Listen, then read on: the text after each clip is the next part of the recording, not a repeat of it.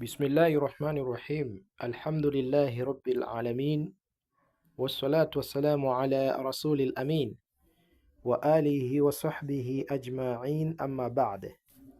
Karibuni ndugu zangu katika chaneli yetu ya Fundi Jabil Online TV, na leo bimashiatillahi taala tunaendelea na somo letu la balagha tukiwa katika darasa namba 2. Tulianza jana katika darasa namba 1 ambayo ilikuwa ni utangulizi na maana ya balagha. Leo bimashiatillahi tunaendelea katika kipengele kinachosema nini malengo ya elimu ya balagha. Kila kitu kina malengo yake, tufahamu hivyo. Kila kitu kipo na maksadi yake. Maksadi, lengo ni kitu kimoja.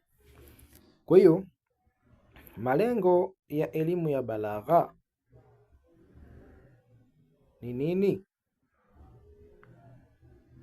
Kwa kukumbusha tu, kabla tujaendelea mbele na darasa letu, muhimu sana uweze, ili utufuatilie na unufaike na darasa mbalimbali, muhimu ni kusubscribe, kulike, kushare na kucomment na kutuombea dua. Basi darasa zetu zitakuwa zinakufikia darasa mbalimbali na utaendelea kupata faida huko. Tukienda moja kwa moja katika darasa letu ya leo, nini malengo ya elimu ya balagha? Anasema malengo ya elimu ya balagha katika lugha ya Kiarabu ni mengi na muhimu, hasa katika ufasaha na usemi na uelewa, yani ufasaha wa usemi, yani bimaana ufasaha wa kuzungumza na uelewa wa Qur'ani. Kwa mukhtasari, malengo yake ni aya yafuatayo. Kuna nukta zifuatazo zimeelezeshwa hapa. Namba 1, kutoa maana kwa uwazi na usahihi. Hii inaitwa ilahul maana, kutoa maana kwa uwazi na usahihi. Lengo la kwanza hilo la balagha, bimaana balagha inalenga kufikisha wazo au ujumbe kwa njia iliyo wazi, njia sahihi na inayofahamika kwa msikilizaji bila ukakasi. Hilo ndio lengo la kwanza la balagha. Twende lengo la pili. Lengo la pili ni kutoa uzuri wa maneno. Hii inaitwa tahsinul kalami. Tahsinul kalami, kutoa uzuri wa maneno.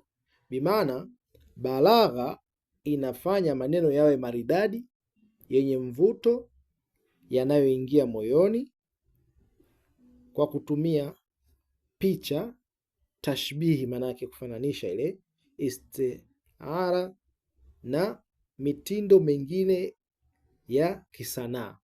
Bimaana balagha inamfikisha mtu mpaka kama kinaelezewa kitu akaleta ile picha kile kitu yani kama akawa kile kitu anakiona. Hii balagha ndio inafikisha hapo katika ile uzuri wale maneno manake yanavyozungumzwa. Jambo la tatu, kulingana na mazingira na hadhira. Bimaana hii inafahamika kama mutabikatul kalami limuqtada alhali. Mutabikatul kalami limuqtada alhali, kulingana na mazingira na hadhira. Ni nini? Hii ndiyo nguzo kubwa ya balagha, yaani kuhakikisha maneno yanalingana na hali ya msikilizaji. Hali bimaana mahali, wakati, katika hizo nukta, yaani kwamba hali ya msikilizaji, mahali alipo na wakati gani. Na nukta nyingine, lengo la msemaji. Hii muktadha alhali, hii ndio inaitwa lengo la msemaji.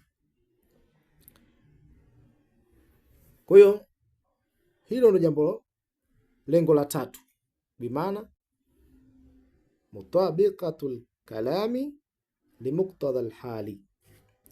Na la nne, lengo la nne ni kuongeza athari kwa msikilizaji, inaitwa ta'thiru fi sami'i, kuongeza athari kwa msikilizaji. Bimaana balagha hutumiwa kuleta athari ya kisaikolojia na kimihemko, kama vile kumshawishi mtu, kutoa tahadhari, kufariji, kushawishi kufanya jambo fulani. Balagha pia inafikisha hapo. Hilo lengo la nne. Lengo la tano, kutoa uelewa sahihi wa Qur'ani na hadithi za Mtume sallallahu alaihi wasallam. Bimaana balagha ni muhimu sana kwa sababu Qur'ani imejaa sanaa za lugha, ulinganifu, mfano, istiara, ufasaha. Kuelewa balagha kunasaidia kufahamu maana za kina za Qur'ani katika ile misamiati yake. Namba 6, lengo la 6, kuifanya lugha iwe yenye nguvu. Hii inaitwa taqwiyatu malakatul bayani, kuifanya lugha iwe yenye nguvu. Bimaana humfundisha mwanafunzi uwezo wa kutunga sentensi fasaha, kuandika hutba, kuandika makala, kuandika mashairi au maandishi yenye uzito wa mantiki, uzito na mantiki yale maandishi. Lengo la 7, kupambanua kati ya usemi fasaha na usio fasaha. Hiyo ni moja katika lengo la balagha. Bimaana balagha inafundisha kutofautisha maneno mazuri na yenye mashiko, maneno dhaifu au yasiyo na mantiki. Balagha inakufikisha hapo kuweza kupambanua kati ya ufasaha na usio fasaha. Lengo la 7 hilo. Lengo la 8, kulinda utamaduni wa lugha ya Kiarabu.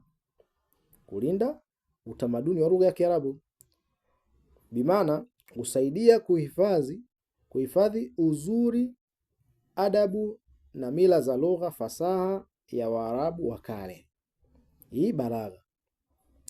Bimaana muktasari kwa ufupi kwamba lengo la balagha inalenga kufikisha maana kwa njia iliyo wazi, fasaha, yenye uzuri, iliyo sahihi kwa wakati na mazingira, na inayounganisha athari kwenye msikilizaji.